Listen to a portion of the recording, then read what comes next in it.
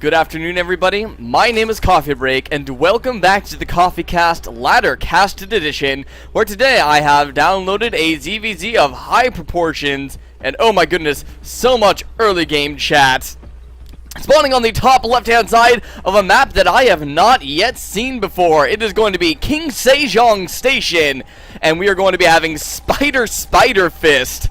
That's an innovative name there. It's going to be SpiderFist on the top left-hand side with that nice little spider logo.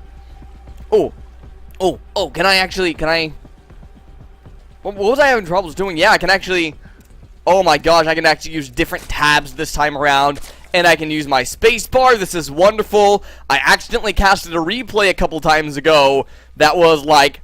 way earlier previous edition, so I didn't have any of my user interface functionalities. This is wonderful. On the bottom right hand side of, once again, King Sejong Station, I'm going to try to start nailing this map down in my brain here. It is going to be ChanKim as our blue Zerg player. That's right.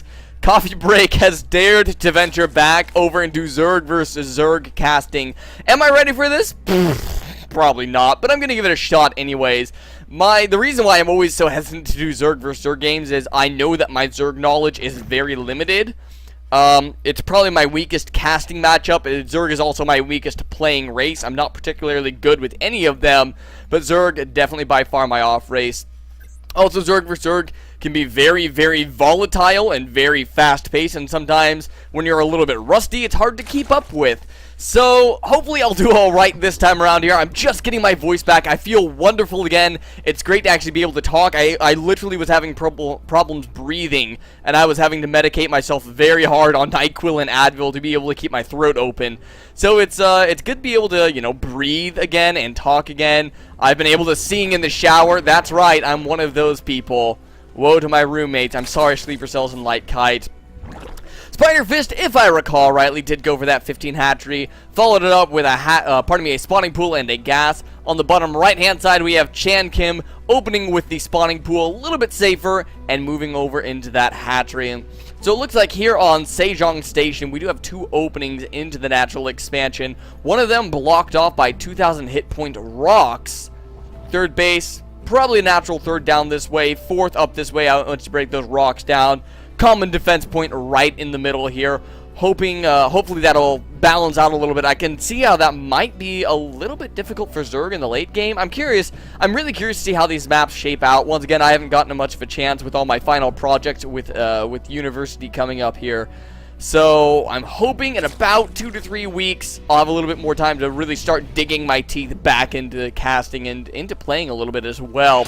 Couple of Zerglings gonna come over here. Nice little drone save. Might lose this one though. Not that losing one drone is too big of a deal, but a little bit of harassment here. This is actually some lost mining time, which is always nice as a Zerg player. Well, actually as any player, just to make your opponent lose a little mining time. This is micro that SpiderFist is having to do. That's really not that difficult for ChanKim as well.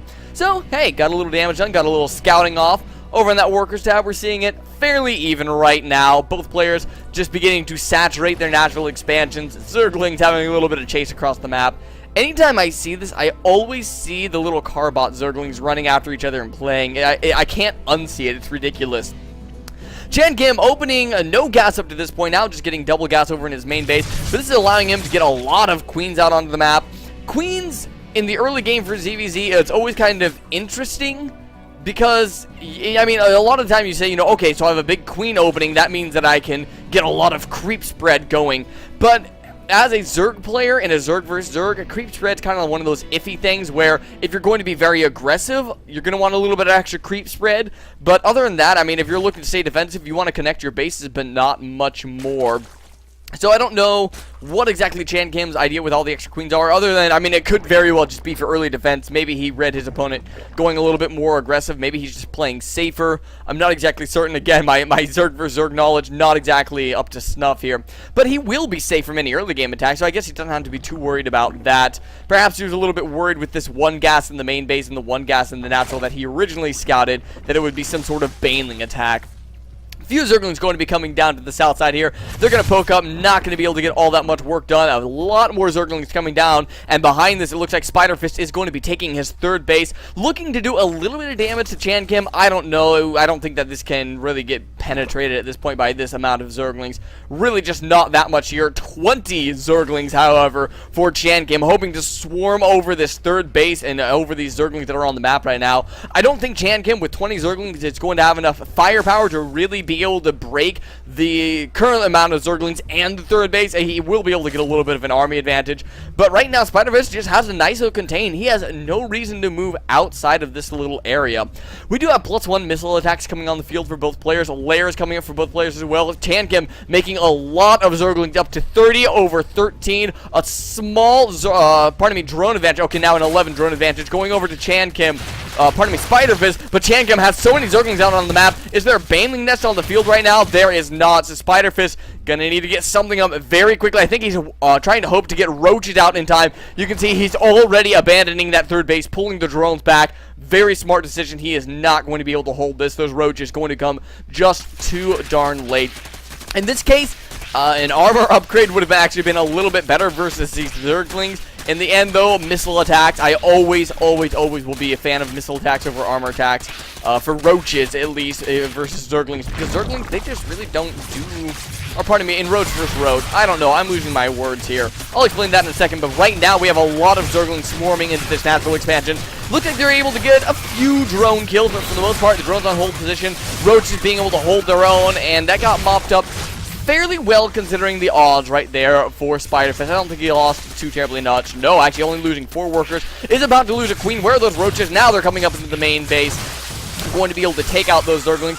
And very well held by SpiderFist. If you look over that units lost tab, SpiderFist actually on the underside of that, which kind of surprises me a little bit, considering I feel like he held very well there. In the meantime, SpiderFist, well, he lost a little bit of his drone lead, but he survived, did lose his third base, going to be able to reestablish that, and as soon as that's done, we're going to be able to get a nice, good saturation going over there.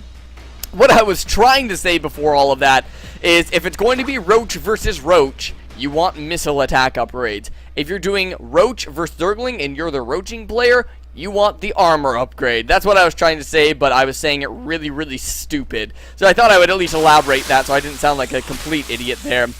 Quite a few roaches out on the field right now for ChanKim. Is going to be getting his +2 attacks a little bit faster than his opponent. Not really that much, so that's pretty actually a negligible upgrade difference there. Zergling's going to be coming down here. They're going to see the third base go, okay, well, I'm pretty safe to take my own third base, which he is already on top of. Ooh, nice little deny there. That was actually a great pickoff on that creep tumor. I'm impressed right there. The roaches are going to be moving out for ChanKim, moving up towards that third base. I'm surprised nobody's been going for these back rocks yet. If nothing else, then just open up that extra attack path, make their opponent worry just a little bit more about that possibility. Roach advantage goes a little bit over ChanKim, but SpiderFist does have that defender's advantage, not going to be able to push through there.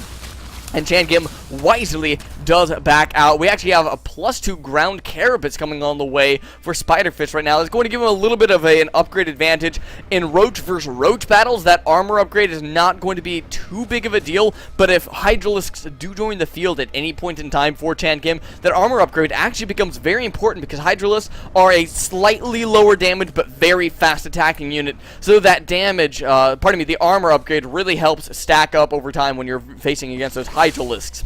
Third base now getting saturated for both of these players. We have an Overseer flying around on the top right-hand side for ChanKim. Just kind of getting an idea. I don't know if he's jumped into the main base anytime recently. He has not, unfortunately. There's really nothing interesting here to see. I've been trying to keep an eye on this production tab. We do have Burrow and Tunneling Claws. What's going on here, ChanKim? Looks like we're going to be getting, at least committing it to this roaches right now. I'm waiting for one of these players to choose either Hydralisks or Infestors or Swarm Hosts, I guess. I guess Swarm Hosts would be viable here as well. Well, hell, what am I talking about? Swarm Hosts are always viable. Blah. Blah, I say.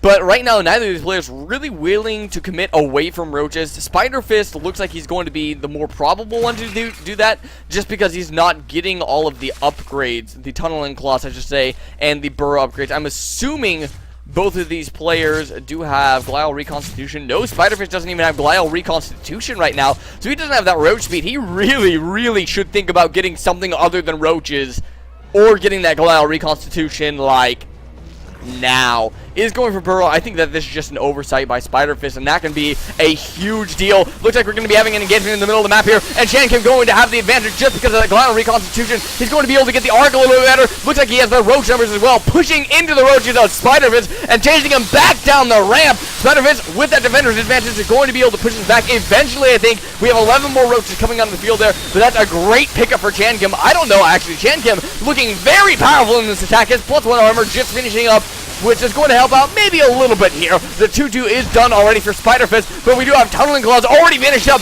and no detection right now for SpiderFist over here. ChanKim, I think he does have detection just over around in the main base of SpiderFist. That engagement definitely going over into ChanKim's favor. Does he have enough to keep pushing? I did see about 14 roaches in the production tab earlier. They're streaming out across the map right here. They're going to be over here fairly shortly. We have a lot of roaches going to be joining the field for SpiderFist as well, coming out of that natural expansion. But this nice little contain on the ramp, picking up roaches one by one of SpiderFist, and SpiderFist just going to leave the game down 56 supply in the economy, fairly even.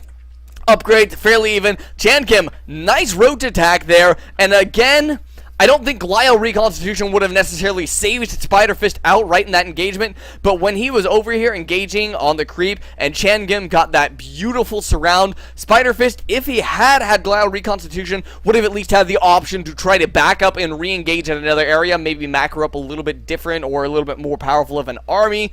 As it was, though, after that concave got set, ChanKim was going to have a huge advantage pushing in with the attack. SpiderFist had to try to engage there. As we saw, it did not go well for him, and he subsequently lost the game. And we actually see on that production tab there, Glial reconstitution halfway done. If he had remembered that once again just a little bit earlier, things might have gone perhaps a little bit differently. Thank you for joining me here on the CoffeeCast, a Reddit casted edition. I hope you enjoyed the game, and until next time, everybody, I'll see you all around.